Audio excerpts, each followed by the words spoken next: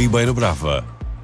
Uma das primeiras freguesias da Madeira, teve desde os primórdios do seu povoamento no século XV um papel determinante nas comunicações entre os vários pontos da ilha.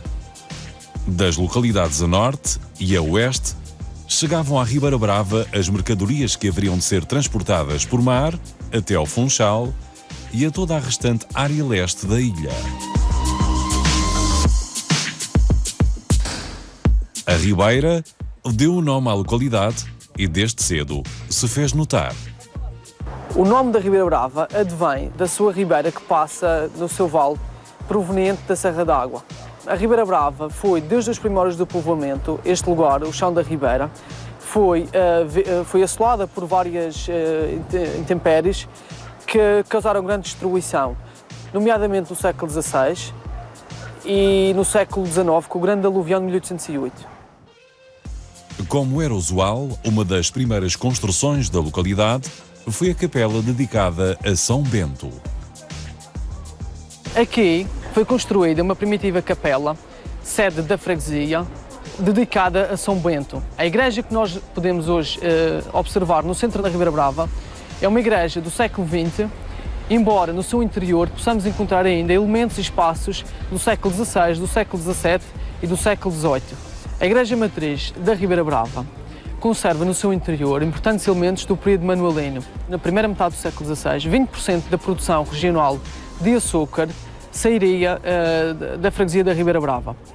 Reflexo dessa grande riqueza, temos dentro da igreja da Ribeira Brava importantes peças de arte sacra, entre as quais uma tela de uma importante oficina portuguesa, luso-flamenga, de um dos pintores preferidos do rei do Manuel I, Francisco Henriques.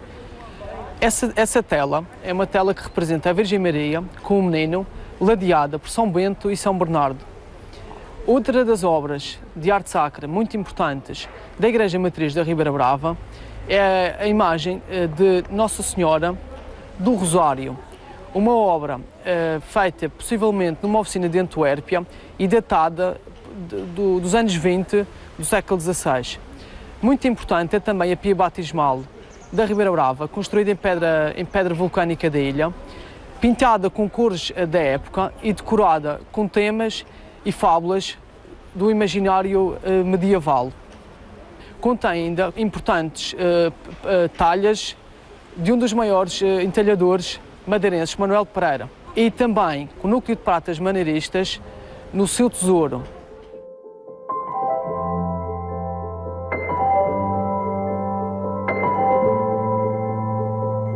Este relevo de 2013 é um relevo alusivo ao milagre de São Bento.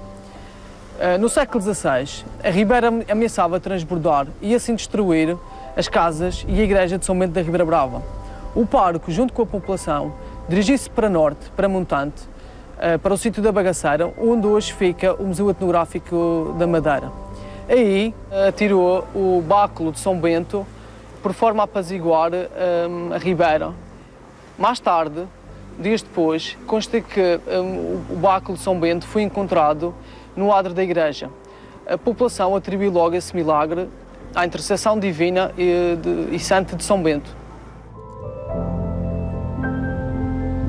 Na periferia, com construções de épocas mais recentes, fruto da devoção dos homens na sua dispersão pela localidade. Fora do coração da freguesia da Ribeira Brava, existem outras capelas importantes e que merecem uma menção. A Capela Nossa Senhora da Conceição, Ave Maria, fica no sítio da Cruz e aqui perto existe uma igreja, uma pequena igreja presbiteriana que é uma das poucas na Ilha da Madeira. Mais acima existe a Igreja Paroquial de São João e a Igreja Paroquial de São Paulo. No Vale da Ribeira Brava existe a Capela Nossa Senhora da Saúde. Todas estas pequenas capelas e mesmo as igrejas são de época recente, todas construídas no século XX. O lar de Francisco Correia Herédia, conhecido pelo Visconde da Ribeira Brava, é agora a Câmara Municipal da localidade, mantendo, no entanto, muitos dos traços originais. O Solar dos Herédias, que é o atual edifício da Câmara Municipal da Ribeira Brava, é um edifício do século XVIII Esta casa nobre, insere-se na tipologia da casa rural madeirense, da Quinta Madeirense. Nesta casa viveu Francisco Correia Herédia, que foi deputado no Reino pela Madeira e foi um grande defensor da autonomia da Madeira e foi inclusive o próprio criador do Conselho da Ribeira Brava em 1914.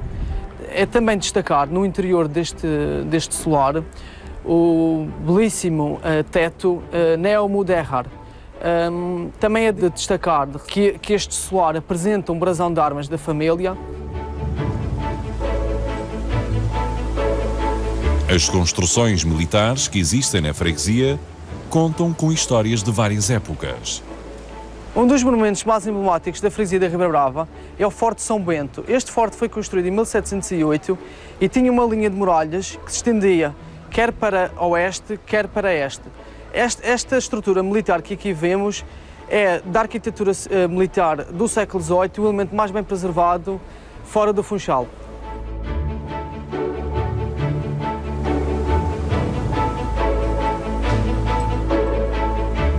Durante a Segunda Guerra Mundial, o exército português, através do Regimento de Infantaria Regional, mandou construir na freguesia da Ribeira Brava trincheiras para que os homens pudessem se abrigar, assim como o armamento.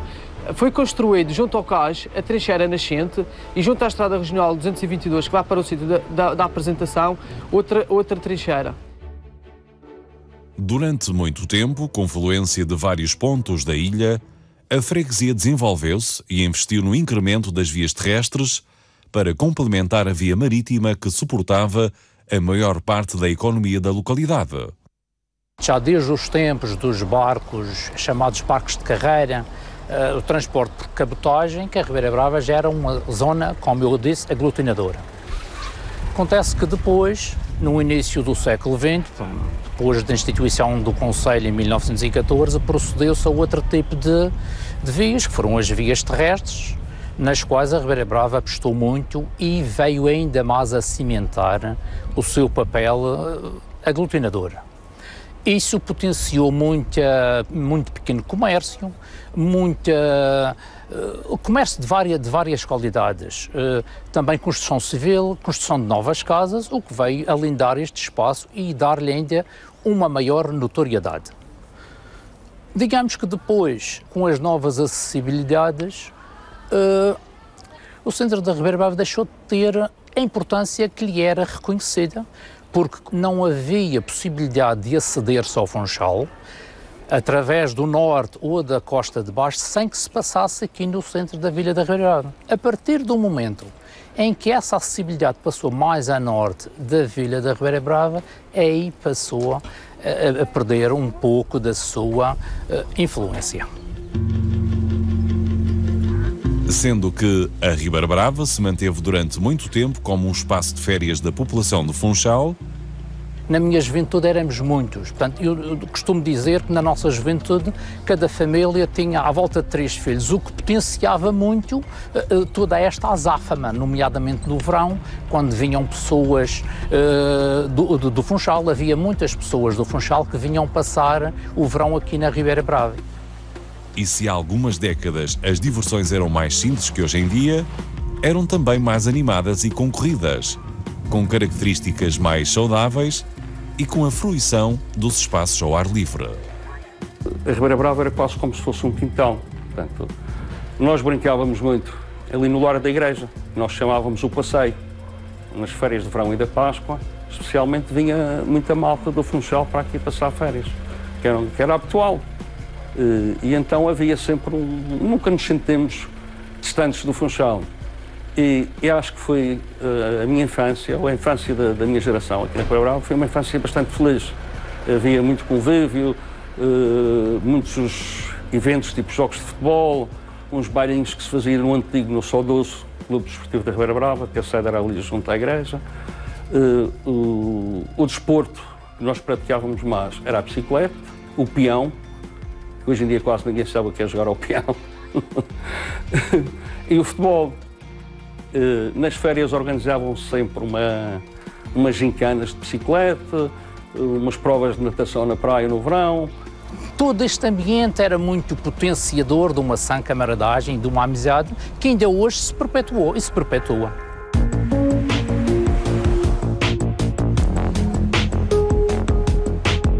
A modernidade trouxe novas empresas, novos espaços, outras ideias que acompanham e procuram colmatar as necessidades que os tempos atuais despertam.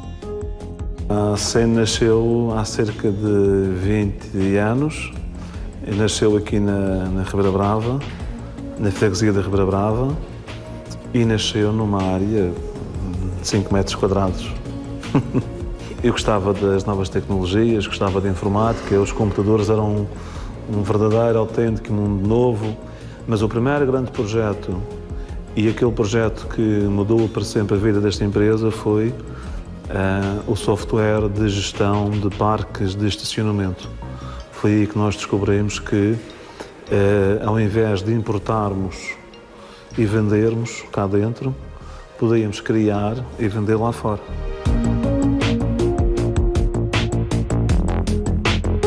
Outras áreas profissionais, como a arquitetura, não veem obstáculos pelo facto de estarem sediadas na freguesia. O nosso projeto começou exatamente com o Espaço FA, que é um ateliê de arquitetura de interiores, ou que inicialmente começou como ateliê de arquitetura de interiores e que está a fazer cerca de 18 anos que foi fundado aqui na Ribeira Brava. A partir daí, com o crescimento e com as necessidades dos projetos e dos clientes que nós íamos angariando, fomos alargando um bocadinho a vertente. Nós acreditamos que o facto de estarmos na Ribeira Brava, estamos no mundo. Não temos que estar na Ribeira Brava e não tem que ser um problema, ou não é para nós, nem nunca foi um problema, o facto de ser na Ribeira Brava, daí todas as empresas deste grupo são sediadas na Ribeira Brava e nasceram na Ribeira Brava. Nasceram na Ribeira Brava um bocadinho por força das circunstâncias. A primeira delas é de facto o Miminho, que nasceu há mais tempo e nasceu na Ribeira Brava, mas nasceu um bocadinho por fruto das circunstâncias. Nesse momento, a Ribeira Brava tinha um centro comercial a nascer, foi uma experiência da minha mãe que deixou a área que ela tinha, que ela era funcionária pública e quis abandonar essa área.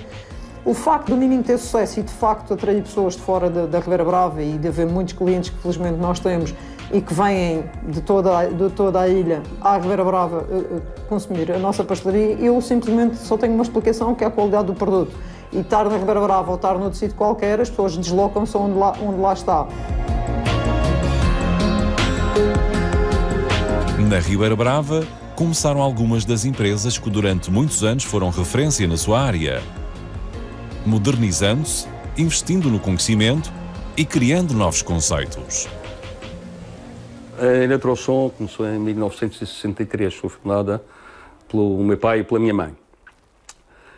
Na sequência, porque o meu pai trabalhava com eletricidade, e quando a eletricidade veio para o Conselho da Ribeira Brava, veio para a Serra d'Água, foi a primeira freguesia da Ribeira Brava a ter energia elétrica, e o meu pai veio trabalhar para lá e depois acabou por ficar aqui na Ribeira Brava. E em 1963, para aí uns 10 anos depois dele cá estar, abri esta empresa, que começou numa loja pequenina ali embaixo, com para aí 30 metros quadrados, e depois fui crescendo. Durante muitos anos, daquele só comércio de tudo o que dizia respeito à eletricidade, mas inicialmente era só instalações elétricas, que a maioria das casas não tinham eletricidade, como é normal.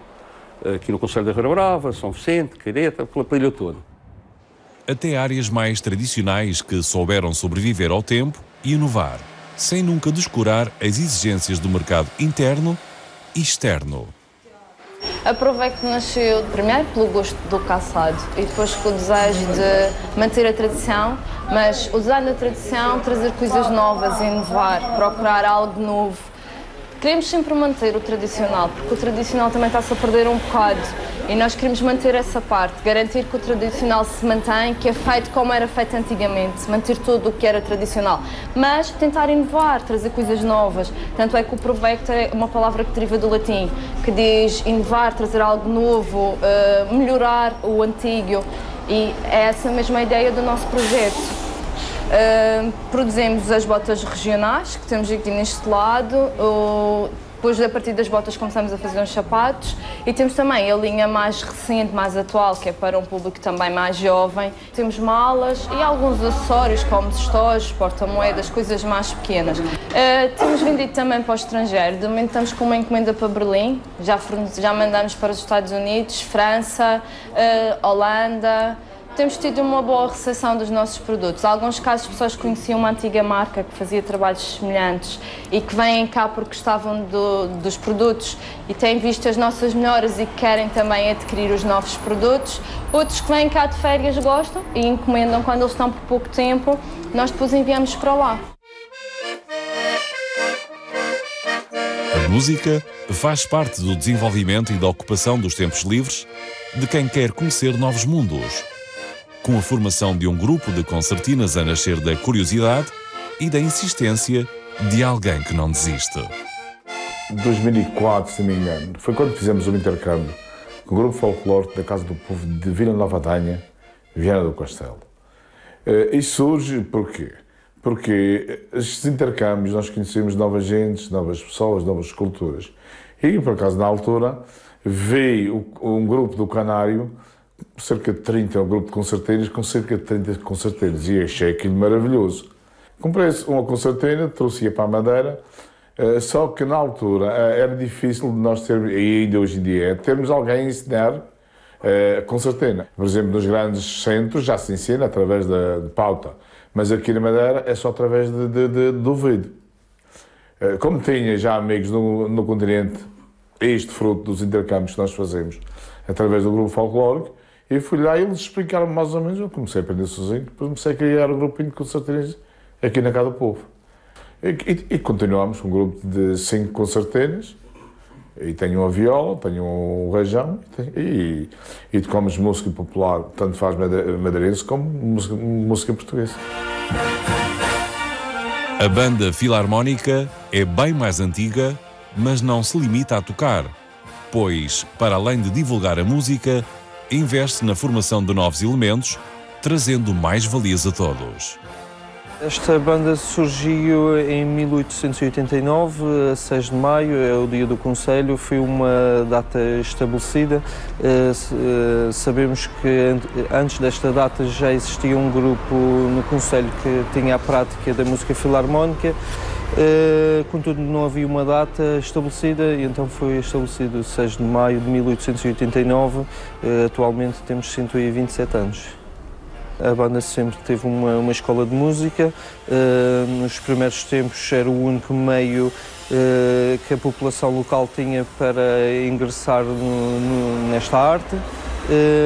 Entretanto, nos dias de hoje já temos o conservatório, que dá sempre um suporte muito importante à nossa atividade. Os momentos mais marcantes que temos na história da nossa associação, diria que foi a celebração do 100º aniversário,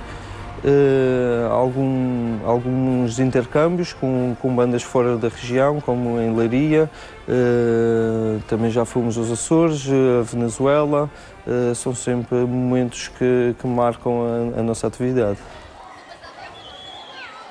Para a memória futura de afazeres do passado, o Museu Etnográfico da Madeira, instalado na Ribeira Brava, estende-se por vários espaços no antigo solar, que mais tarde foi fábrica, e que ainda mantém muitas das suas características originais. A história como veículo de cultura. O Museu Etnográfico da Madeira foi instalado na Ribeira Brava por uma questão de descentralização da cultura. Na altura, a maior parte das unidades museológicas estavam sediadas na cidade do Funchal e pretendeu-se, portanto, descentralizar a cultura. É instalado neste edifício por outro motivo, por uma questão mesmo de salvaguarda do próprio testemunho em si, porque aqui foi um solar, o edifício antigo foi um solar do século XVII, que no século XIX foi transformado numa unidade industrial, e uma unidade industrial que é um testemunho único do nosso património industrial a nível nacional e mesmo já quase único no mundo, porque possui uma duplicidade de tecnologias. Portanto, aqui funcionaram não só o engenho de moer cana-de-açúcar, chamava-se a antiga fábrica da Aguardente da Ribeira Brava, mas simultaneamente funcionaram 2 moinhos de cereais, aqueles que se encontram aqui neste espaço onde nós estamos, e eram servidos pela mesma levada, pelo mesmo sistema hidráulico, que servia primeiro a roda do engenho, a roda vertical, e depois as rodas motorizas horizontais do moinho. Isto não existe a nível do país inteiro e, portanto, por esse motivo também procurou salvaguardar o próprio testemunho arquitetónico e industrial. O museu está dividido em várias salas de exposição permanente.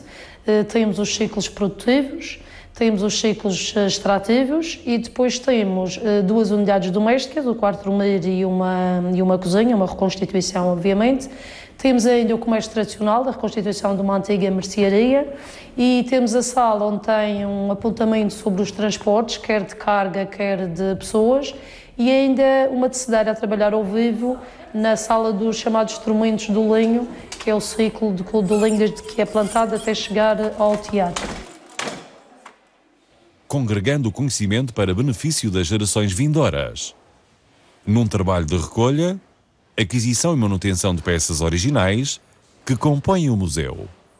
Grande parte das peças que aqui estão foram recolhidas, quer pela Junta Distrital do Funchal na altura. Nós temos um lagar, uma peça única escavada num tronco, um lagar de coxo, que já foi nos anos 70 adquirido. Aliás, foi a Junta Distrital que adquiriu o edifício em 74. E temos muitas outras peças que foram recolhidas, estavam guardadas em armazéns e depois foram posteriormente transferidas aqui para o museu. Temos também algumas peças que foram doadas, obviamente, e outras que foram adquiridas para sustentar, digamos, e contextualizar melhor cada uma das exposições.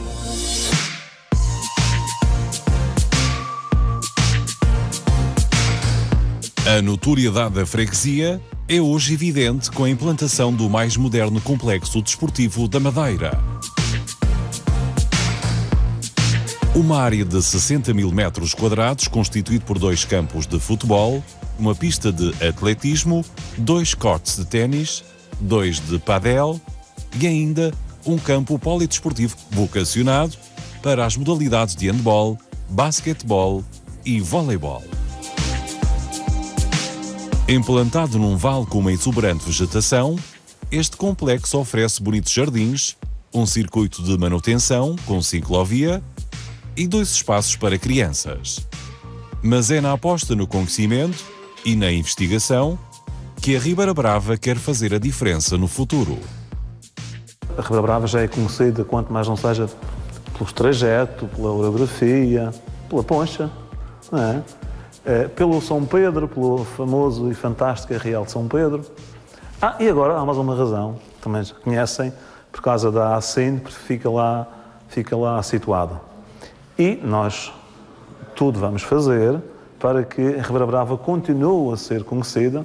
Eu costumo dizer que eu tenho um sonho, que é nós, na ACIN, em colaboração com a Câmara, em colaboração com o Governo, em colaboração com a Universidade da Madeira, em colaboração com escolas, em colaboração com o Instituto de Emprego, eu tenho um sonho de ter aqui, a mais na Ribeira Brava, cerca de 500 pessoas.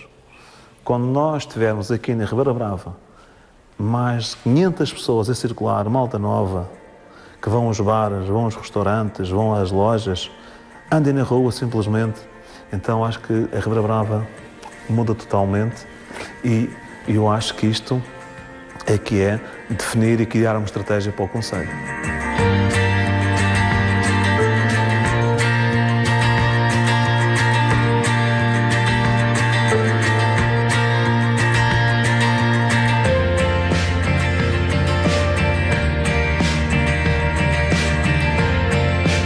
Não há nenhuma razão para nós sairmos daqui. Se nós repararmos, estamos aqui e as pessoas que nos visitam, somos até às vezes mais notícia até por estarmos aqui. Bem, se eu eventualmente estivesse no centro de Lisboa ou no centro do Porto, eu seria apenas mais uma. Nós estamos aqui na Ribeira Brava, rodeados deste vale, desta natureza, num sítio altamente inspirador, com boas acessibilidades, boas comunicações, um excelente clima, bons restaurantes, enfim. Eu respondo-lhe com uma pergunta. Haveria alguma razão para não estarmos aqui?